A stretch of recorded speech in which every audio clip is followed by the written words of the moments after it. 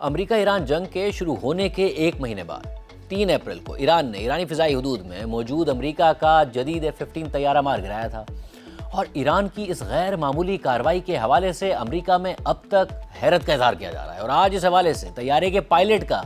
بیان پہلی دفعہ منظر عام پر آ گیا ہے، جس میں اس پائلٹ نے جان بچانے کے لیے طیارے سے ایجیکٹ کرنے سے پہلے ایرانی ڈرونز کی جانب سے تعقب کرنے کا ایک دلچسپ اور حیران کن منظرنامہ بیان کیا ہے۔ ایران میں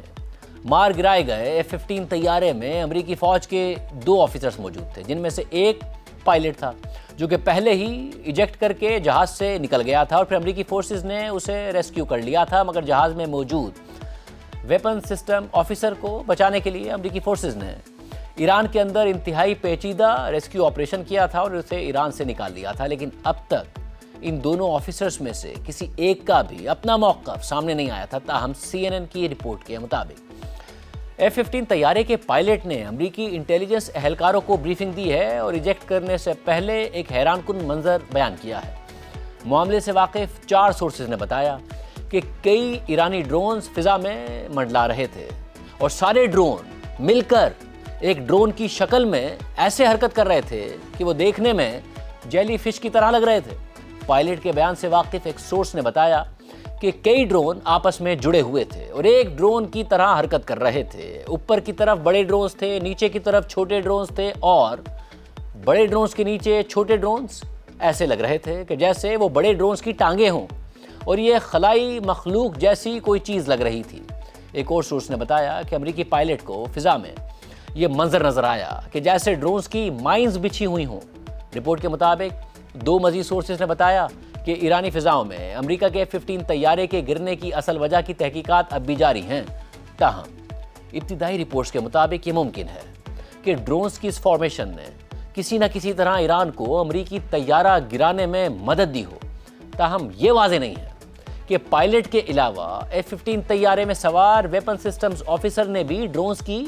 یہی فارمیشن دیکھی تھی یا نہیں دیکھی تھی۔ امریکی انٹیلیجنس حکام اس بات پر اختلافات رکھتے ہیں کہ F-15 طیارے کے پائلٹ کے بیان کی کیا تشریح کی جائے، اور یہ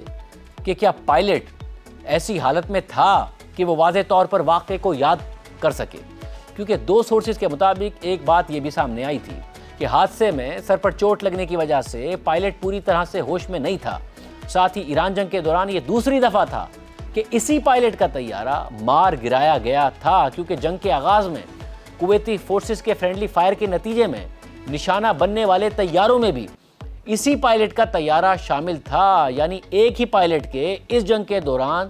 2 طیارے گرے ہیں۔ دونوں دفعہ وہ ایجیکٹ کرنے میں کامیاب ہوا ہے، اور اب جب وہ ایران میں ایجیکٹ کیا اس نے تو یہ کہانی بیان کر رہا ہے۔ تاہم یہ سوال بھی ضرور اٹھ رہا ہے کہ کیا F-15 کے پائلٹ نے واقعی میں ایران کی ایسی کوئی جدید صلاحیت دیکھی تھی جس سے امریکی انٹیلیجنس ناواقف تھی؟ کیا یہ کوئی بیٹا ٹیسٹ یعنی کوئی آزمائشی مرحلہ تھا، یا یہ منظرنامہ صحرا میں نظر آنے والے سراب جیسا تھا؟ رپورٹ کے مطابق ایک سورس نے بتایا کہ بریفنگ لینے والے انٹیلیجنس حکام نے پائلٹ سے یہ سوال بھی کیا کہ کیا آپ کو یقین ہے کہ آپ نے بالکل وہی کچھ دیکھا تھا جو آپ بیان کر رہے ہیں؟ رپورٹ کے مطابق پائلٹ کے بیان کے بعد امریکی انٹیلیجنس میں یہ بحث چھڑ گئی ہے کہ اگر پائلٹ نے واقعی وہی کچھ دیکھا تھا جو اس نے بیان کیا ہے تو یہ ایران کی ڈرون صلاحیتوں میں ایک خطرناک اور بڑی پیش رفت ہوگی۔ 2 سورسز کے مطابق پائلٹ کی بیان کردہ مخصوص ڈرون صلاحیت کے بارے میں امریکی انٹیلیجنس اداروں نے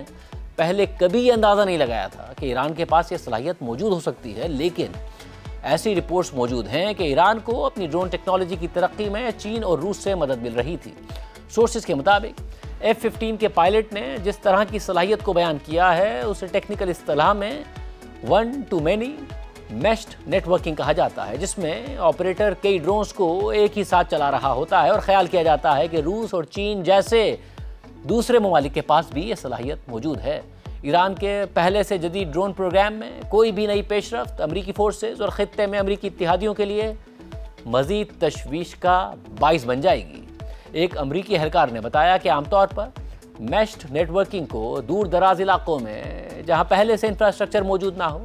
وہاں انٹرنیٹ کی سہولت فراہم کرنے کے لیے استعمال کیا جا سکتا ہے، اور یہ ایک غیر عسکری استعمال ہوتا ہے۔ اس کے علاوہ ڈرون وارفیئر کی ایکسپرٹ ایما بیٹس نے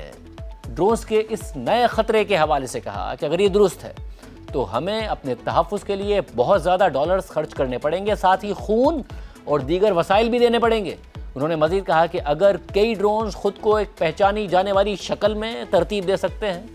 اور اپنی شکل کو برقرار بھی رکھ سکتے ہیں، اور اگر اس میں دھماکہ خیز مواد بھی موجود ہے، اور اگر وہ پہلے حملے میں تباہ نہ ہونے والی چیزوں پر دوبارہ حملے کے لیے ریسورسز محفوظ رکھ سکتے ہیں، تو یہ ایک انتہائی مؤثر اپروچ ہے۔ CNN کے مطابق امریکی فوج اور انٹیلیجنس حکام نے اس معاملے پر سوالات کا جواب نہیں دیا۔